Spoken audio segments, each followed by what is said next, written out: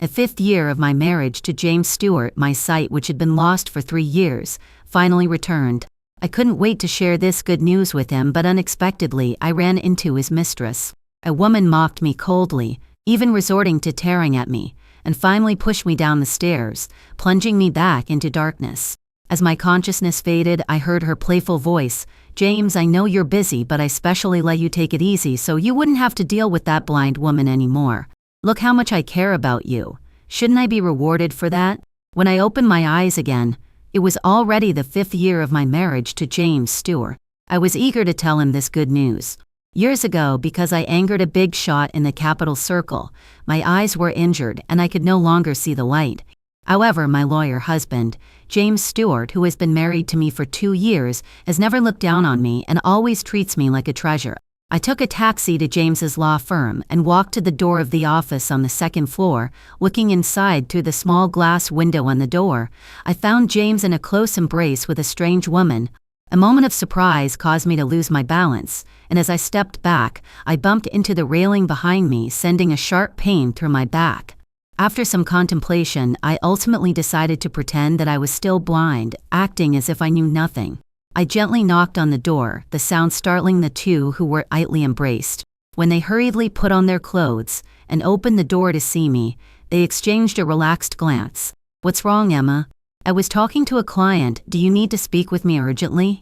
James unabashedly invited me to sit on the sofa where they had just been entangled, and that woman boldly sat on his lap. This scene was particularly glaring to me, my fingers clenched tightly into a fist, struggling to control myself and not show any signs. "It seems this is James's wife. Emma has poor eyesight, which surely causes James a lot of trouble." "Emma, this is my client. I still need to help her with her case. You should head back first." The two of them kept being affectionate, clearly eager for me to leave. I should escort Emma out. After the woman finished speaking, she stood up, leading me to the door. Just then, the woman next to me deliberately bumped into the door frame. James heard the noise and immediately walked over to check the situation. Before he could ask, the woman spoke in a delicate voice. "James, it's not like that.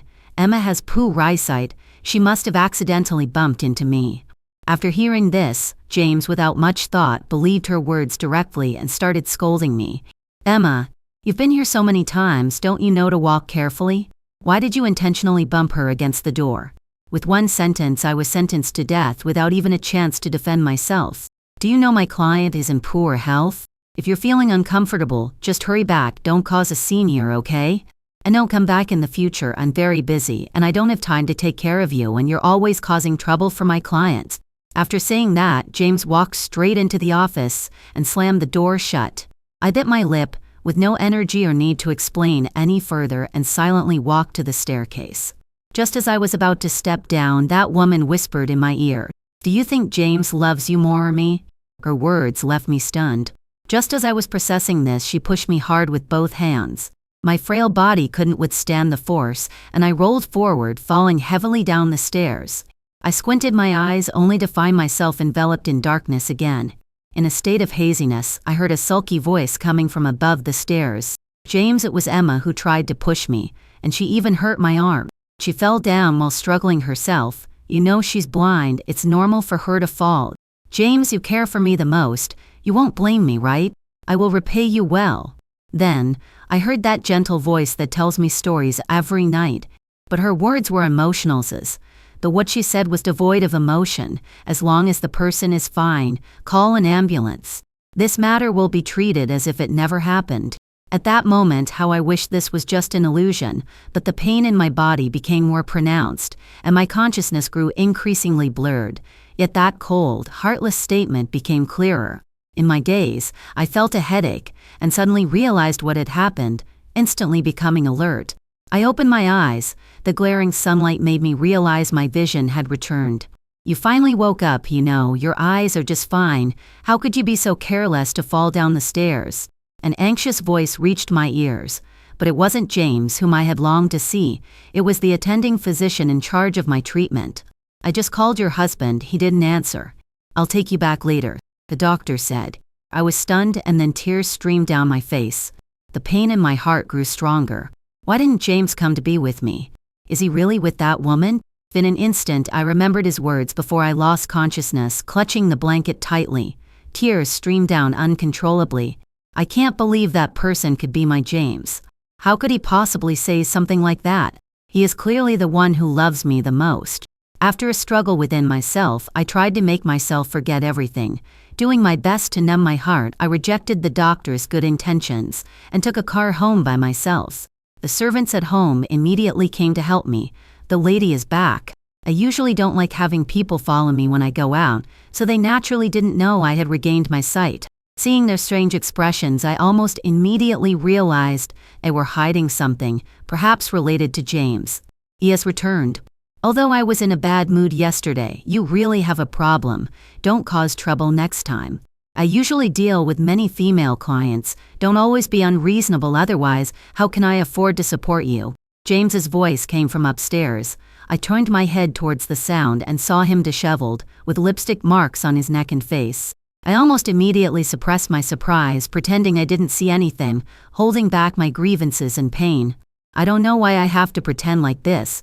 Maybe it's to deceive myself, to fool myself once more, or perhaps I'm afraid of James knowing and confronting me, but I have no ability to choose or defend my rights. I still have some work to handle. Let me help you to the bedroom to rest.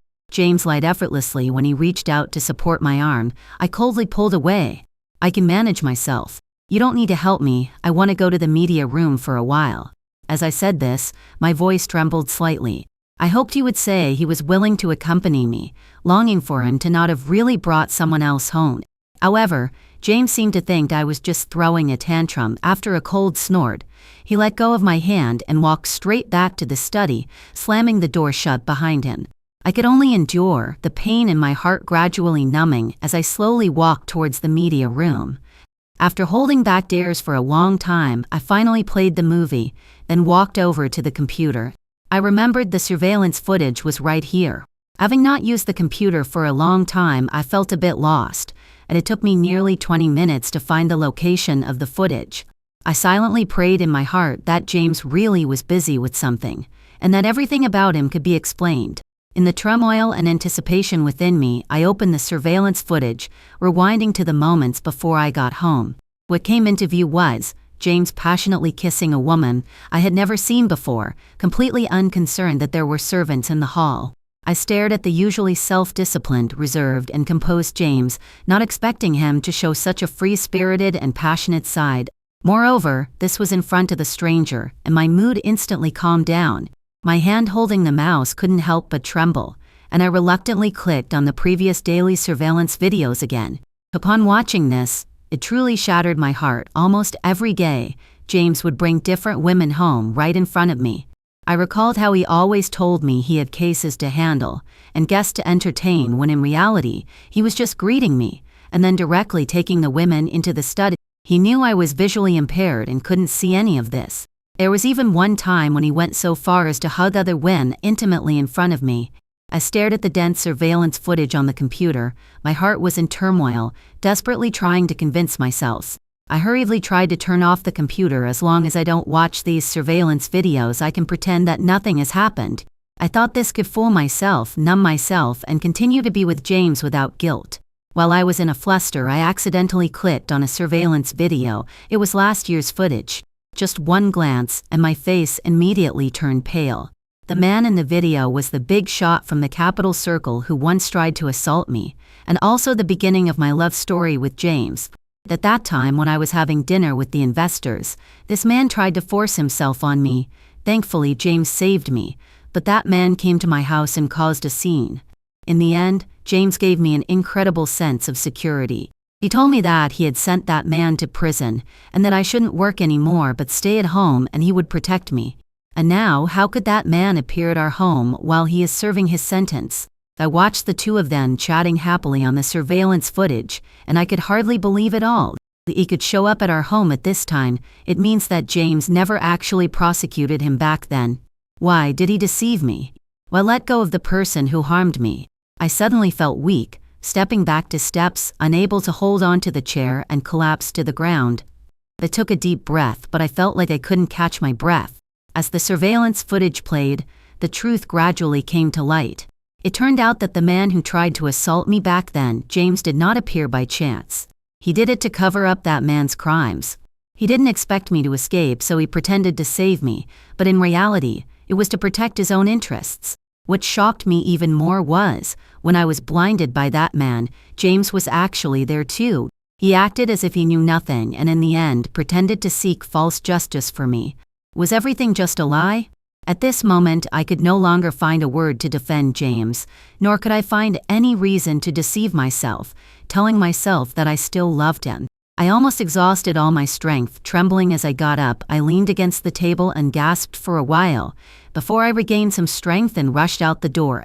I paid no attention to the maid's concerning inquiries. With tears streaming down my face and swollen eyes, I took a taxi to the seaside where we once loved, where he proposed to me. In the evening, many visitors have already left the beach. I feel heavy-hearted, desperately walking step by step towards the sea. I'm not trying to commit suicide, but to understand how foolish I once was, to remind myself of that ridiculous and hypocritical love. As I walked deeper, the love in my heart gradually faded, and ultimately I made up my mind to never love James again. So I decisively made a phone call to a renowned lawyer in the legal field. "Emma, why are you here with your poor eyesight? Don't you fear something might happen? Do you know how anxious I am?" I stood in the water for a long time when I heard a voice and turned around. James was standing on the shore, his car parked there, and sitting in the passenger seat was the woman he just brought back. That was once my place. But this time I didn't feel angry, only a sense of mockery and disgust. "James, I wanted to tell you yesterday. My eyesight has recovered. Now I understand everything, whether it's the person in the car or the one who pushed me yesterday. I can see them clearly. Let's get a divorce." As soon as I said that, James's expression immediately darkened, his grip tightened, firmly holding my wrist, refusing to let go. "Emma, what are you going crazy about again?" he questioned angrily. "Not only are you saying your eyesight is fine, are you trying to deceive me? Whether you want a divorce?" Faced with James's hypocritical and angry expression, I was unwilling to compromise with him this time. However, he clearly noticed the stubbornness on my face, trying to forcefully pull me back into the car. At that moment, Michael Turner arrived, just in time to rescue me from James's grasp. "Emma, do you want to divorce me? Is it really for end?" James angrily questioned. "How dare you divorce me, when you've already been involved with someone else?" I haven't even had a chance to retort when Michael was already standing in front of me, speaking on my behalf. "James, Emma is now my client and I have a responsibility to protect her safety. Regarding your divorce, as a lawyer, you should know how to handle it, and I hope we won't have to meet in court." I felt a surge of emotion, not expecting Michael to be so thorough. Looking at James's furious face, I followed Michael away from that place. He arranged a hotel for me at the last minute while he went back to deal with the divorce matters. In the following days, I received a call from James and countless messages urging me to go home, but my heart was not affected by it. I didn't want him to control my emotions anymore. However, things often don't go as one wishes. The more I tried to avoid him, the more he made it impossible for me to feel at ease. One afternoon while napping, the door was suddenly knocked on. I thought it was Michael bringing the divorce papers, so I opened the door without any defenses. To my surprise, what I saw was James's heavy face, which bore a hint of a sinister smile. "Emma, I will never agree to the divorce." His words pierced my heart like a sharp blade. I looked at his hypocritical and twisted face, and the memories of love flooded back, reminding me of my past foolishness and making me recall how cruel he was to me. Of course, I understood that James didn't want a divorce. His achievements and reputation in the legal field, it's all because they came to save me. If we get divorced, he will definitely face countless accusations. How could he bear to give up on me, his devoted wife who shapes his image? But I will never forgive him. I won't give him any more chances to hurt me. "Get away. How did you find this place? I don't want to see you." I was just about to close the door, but James blocked the door with his whole body, and I was momentarily at a loss. "Emma, do you want a divorce? Do you want to be with that Michael? Over my dead body? You don't have a job. I've been supporting you all these years. If it weren't for you being blind, could you have lived such a good life? You dare to betray me. You really deserve to die." Even if I'd decided to stop loving him and want to let go of this relationship, hearing his vicious words still makes my heart ache like a knife. "That's enough. James, do you still have the face to show up? You still have a conscience? You think I like cheating like you do? What right do you have to stop me from divorcing you? Am I blind? Don't I have a job? Isn't all of this because of you? It's really you who deserves to be damned. Tears keep flowing, all the grievances burst out at this moment. The once false love and sweet memories are now shattered in this moment. James, you watch me get hurt and still pretend to speak for me. You watched your lover push me down the stairs, yet remained indifferent. What right do you have to blame me? When James realized I knew everything, the once fierce expression immediately showed fear, and his face turned pale. James, you must hope I remain blind forever that way. You can openly have an affair, and make everyone think you're a devoted husband. I looked at him with a cold smile, with tears in the wild curve of my mouth intertwining, like a madman. The deed has already been done. What more do you want? At most, I'll compensate you later, isn't that enough? James looked at me as if he had lost his mind, seeing that I didn't respond. Perhaps he was really worried that in a moment of desperation, I would spill everything and wanted to come forward to grab me and take me away. Looking at his nauseating expression, I was overwhelmed with feelings of being deceived and disgust at my past foolishness. Anger surged within me. I saw him reach out to grab my arm. In a moment of quick thinking, I grabbed the kettle on the side table and smashed it hard against James's head. James clearly didn't expect me to do this, and blood immediately gushed out. I staggered back several steps. Taking advantage of his moment of confusion, I once again forcefully threw the kettle at him and then quickly shut the door. After doing all this, I collapsed onto the floor, finding it hard to breathe. After a brief pause, I was suddenly startled by loud banging on the door. "Emma, open the door," he shouted. "I'm not getting a divorce. You have no chance of divorcing me." I quickly locked the security chain, fearing he would go crazy and break in. After confirming he had left, I shakily called Michael. A moment later, he arrived here, and after confirming there was no sign of James around, he took me to another hotel. Michael gently brought up the matter of James's infidelity, seemingly concerned that I might feel upset. He told me, "The process of divorce can be very difficult. Even if it happens, it may be delayed by the other party for a long time. If I have evidence of his infidelity, that could save a lot of trouble. Regarding this, I have become somewhat indifferent," calmly responding, "I have evidence, but I need to go back to his house to get it. My phone still has a reminder app for James's business trip. He will be going out of town in 2 days." So on the morning of the second day, Michael and I were waiting outside James's house. After confirming he drove away, I returned to that house filled with false love that disgusted me. I didn't hesitate at all, and immediately chased away all the servants and started packing my things.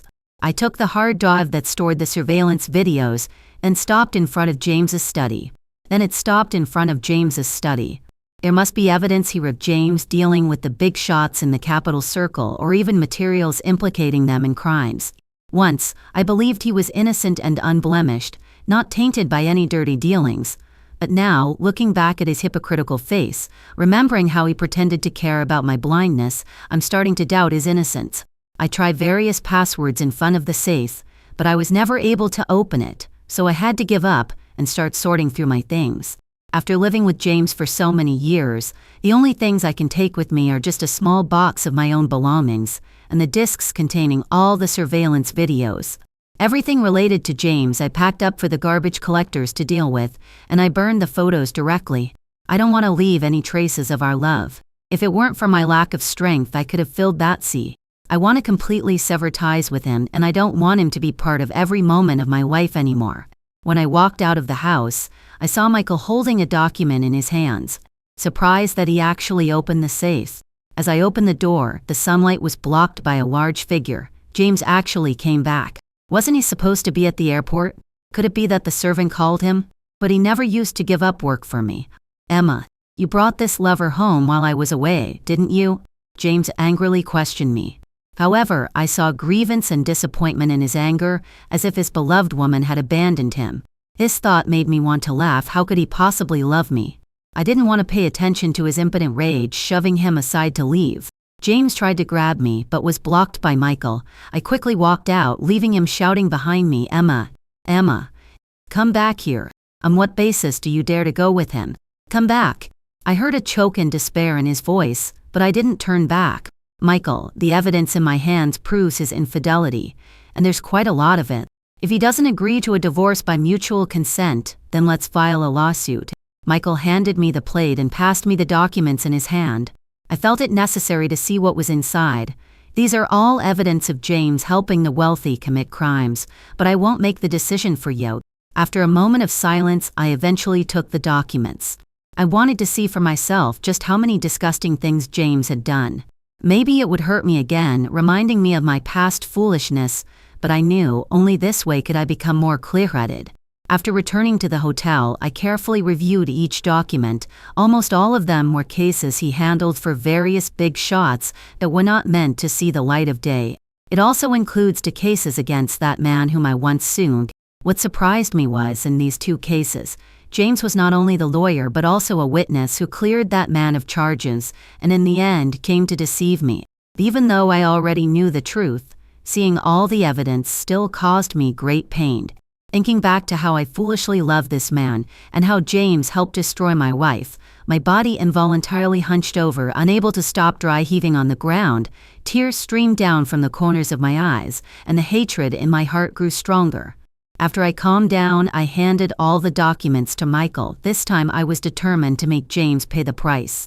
A few days later, Michael delivered the divorce agreement I signed to James's house, and I was just waiting for him to sign it, and I am just waiting for him to sign.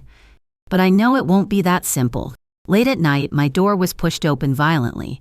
I had just finished taking a shower and was drying my hair. The sound of the hairdryer drowned out the sound of the door opening. "Emma, I do not agree to the divorce. You can't leave me." I was startled by the sudden voice. The hairdryer fell from my hand, and the plug was pulled out. The room suddenly fell eerily silent. "How did you get in?" "Get out, or I will call the police." I stepped back, trying to find something to defend myself with. James looked incredibly unsettling at this moment. He radiated a gloomy aura. His eyes were red, bloodshot all over the whites of his eyes. His voice was hoarse and low, even trembling when he spoke. "I do not agree to the divorce, and I will not sign the divorce agreement. I will not let you go." James, right in front of me, he actually tore up the divorce agreement that I had already signed into pieces. "Emma, do you want to leave now and be with that Michael? What do you think outsiders will think of me?" It turns out James only cares about his reputation and face. Doesn't he just want me to stop seeing other women? Fine, I promise you. Can we stop making a scene? I look at the man I once loved deeply, and I can't help but mock my own naivety back then. Seeing me silent, James showed a hint of impatience in his eyes. "You will immediately cut ties with that Michael. I promise you I won't have affairs with other women. Are you satisfied now?" James clearly doesn't think he's at fault. He just can't accept that someone he once controlled would leave him. I let out a cold laugh and unmercifully responded, "I am not satisfied." Perhaps because he could see my determination, James was silent for a while, and his tone softened. "Stop messing around, okay? Emma, are you expecting an apology from me? I'm sorry, is this enough? I'm really not used to the days without you. I don't like you being in contact with other men. Come back." I suddenly burst out laughing so hard that tears streamed down my face. James still doesn't know that I am sincere. Have you forgotten how you used to treat me? You watch me get hurt in the eyes, and you can still defend him. You witness me being pushed down the stairs by that woman, and yet you can come to me and say such things with a clear conscience. James was left speechless by my relentless questioning, and he remained silent for a long time. Then he asked with a gloomy face, "Is it bad if I teach those people a lesson for you? You will stop making a fuss?" I looked at him, thinking he could salvage everything, and couldn't help but reveal a sarcastic and hypocritical smile. Since he wanted to pretend to be a love guru and a devoted husband, I'll give him the chance to perform. All right, the suffering I once endured, they all have to experience it one by one, even more severely. James stared at me in silence, and after a long while, he uttered a single word, then turned and walked away. After ending this farce, I sat exhausted on the edge of the bed, gasping, but felt a tightness in my chest. Every word he said now only made me feel disgusted and had no real meaning at all. I took out my phone and called Michael, telling him everything that had just happened, and asked him to keep me updated with any news. In the following days, James became much quieter, no longer bothering me. However, the divorce agreement I had Michael send has not received any response. Nearly a month later, I encountered James again. He stopped me downstairs at Michael's law firm. "Emma, I have taken care of them. You can come back. There's no need to contact Michael anymore." I looked up. James appeared to have lost a lot of weight. The dark circles under his eyes and the red veins showed the strain he had been under during this time. He looked as if he could faint at any moment. I knew dealing with a big shot in the capital circle was not easy for him, but I didn't feel the slightest pity in my heart. James showed me the punishment orders for those two people. I only glanced at them casually. The woman who pushed me down the stairs was sentenced to 10 years. It must be that James had a hand in it, which made her sentence so long. And that big shot in the capital circle who once tried to blind me had numerous charges against him and was ultimately sentenced to death. Emma, are you satisfied now? I've done everything you wanted. During this time while handling their case, I thought a lot. I have done many wrong things that hurt you, but I will never make those mistakes again. We should be good together. James's expression surprisingly showed a hint of expectation. He took 2 steps closer to me, wanting to hold my hand. I quickly shook his hand away, stepped back a few paces, keeping my distance from him, and laughed at him mockingly.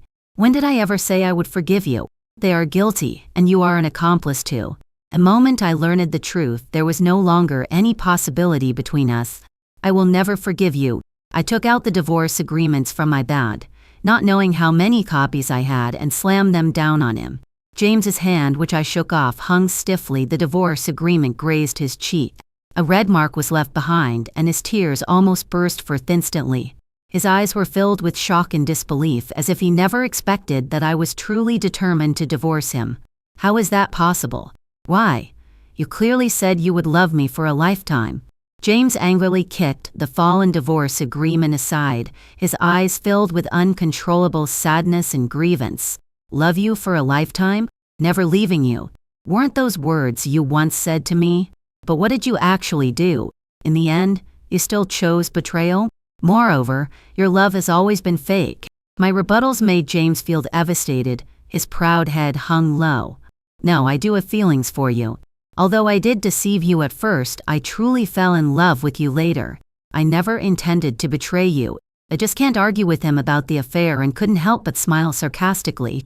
I asked him on his behalf. But what? Is it just that I'm too boring? Or do you feel tired of me? Or maybe you just want to seek excitement? James looked at me with tears in his eyes and pain and with a complex expression, listening to me about his excuses one by one, until he could only apologize weakly. I'm sorry, Emma, I know I was wrong. Didn't you say you loved me? Can you still love me? I silently watched the man crying silently not far away, feeling a surge of unease in my heart, and turned to leave. James rushed over as if he had gone mad and held me tightly, though I struggled with all my might to break free. Don't go, Emma. I love you. His spontaneous sweet talk made me feel a wave of disgust, as if reminding me of past pain, and it also made me remember how I once foolishly believed in those words. For a moment we were at a stalemate until Michael heard the argument downstairs and took me away. I sat in the car, took off my coat, and threw it out forcefully, not wanting to keep anything that had been tainted by James. Upon learning that he might have tracked me through my phone's location, I decisively took out the SIM card, broke it, and threw it away. For the next half-month, James did not harass me again. The divorce agreements I had Michael send were all torn to shreds and sent back to me. Days later, Michael received a call from James, who said he must meet me in person, otherwise he wouldn't agree to the divorce. I hesitated for a long time, knowing deep down that James wouldn't let go easily. If meeting just once can help him let go, I'll give it a try. We agreed to meet at Michael's law firm. When I walked into the conference room, James immediately looked up, his face showing a look of surprise. He looked very dejected, his coat hanging a bit loosely on him. Michael was waiting outside the conference room, giving us space. James wanted to run over and hug me immediately, but I quickly took a few steps back. My cautious demeanor hurt him. He said pitifully, "Emma, I just want to hug you. Please don't avoid me, okay?" I ignored his plea, directly refusing. If you don't want to talk properly, then get lost. If you want to talk, just sit still. James's body began to tremble, his expression incredibly humble and pitiful. After hesitating, he slowly sat down. Emma, I don't want to divorce you. You are my wife. I love you. You cannot leave me. His voice was hoarse, and as soon as he finished speaking, tears streamed down his face. Why? How did we end up like this? My heart is filled with confusion. This is clearly not what I wanted. I looked at James' sorrowful expression and couldn't help but feel a mix of mockery and regret. James, did you never consider that this day would come? From the moment you betrayed and deceived me? You were always so self-righteous, confidently believing that you could easily get everything you wanted, yet you never considered my feelings. You never truly loved me, it was just out of stubbornness. Sign it. I coldly handed the divorce agreement to him, not wanting to hear any more of his pointless excuses. It's not like that, I regretted. Emma, please forgive me, give me another chance. After I loved you, I was afraid you'd find out about my past deception, so I avoided it, and ended up with another woman. I was just scared that you wouldn't love me. Emma, I truly know I was wrong. I'm willing to do anything for you. Please love me one more time. James cried heart-wrenchingly, confessing his regrets to me, trying to show his sincerity, but I didn't want to hear a word more. He hung his head, weeping bitterly, humbly begging me to believe him, to ask me to love him again. I looked at James's regretful and pained expression, and all that surged in my heart was a wave of memories of my own past pain. I will never forgive him. Enough, stop talking. It's all too late, I no longer love you. I'll never be able to return to your side. His voice trembled, tears flowed uncontrollably, dripping onto the ground, just like the despair I felt when I discovered the truth. I really can change. I truly can't live without you. Is there really no possibility at all? I looked at the faint glimmer of hope on his face, desperately searching for a lifeline, heartlessly cutting off all his expectations. I really wish you would die. With that one sentence, James could no longer lift his head, his last shred of hope completely shattered. He hunched over like that, crying in pain for a while, and ultimately signed his name on the divorce agreement. James muttered to himself in a somewhat deranged state while I didn't care at all, picked up the divorce agreement and turned to leave. I handed the divorce agreement to Michael, and I talked to him in the office about some confidential documents of James. Emma, actually, there's something I'd never told you. The password to James' safe is your birthday. Perhaps I've said too much, but James' love for you might be real. I'm worried that if I tell you, you might waver or even destroy those documents. Michael's words left me silent for a moment. He was clearly worried that I would regret giving him the documents, afraid that I would stop him from reporting James. However, his worries are actually unnecessary. Whether James has feelings for me or not, I no longer love him, and I will never forgive him. You don't have to worry, I will absolutely not let him off the hook. Take that evidence and make him pay the price. Even if he really loves me, so what? His actions disgust me. I can never forgive him, let alone love him again. When the day of the divorce arrives, just take him away. His fate is entirely of his own making. Seeing me so determined, Michael said no more. He just nodded and saw me off. After the cooling off period for the divorce ends, my relationship with James is completely severed. I was holding the divorce certificate ready to leave, but James stopped me. Emma, from now on, I will always pursue you until you forgive me, until you are willing to come back to me. I will make you fall in love with me again. We will definitely be able to reconcile.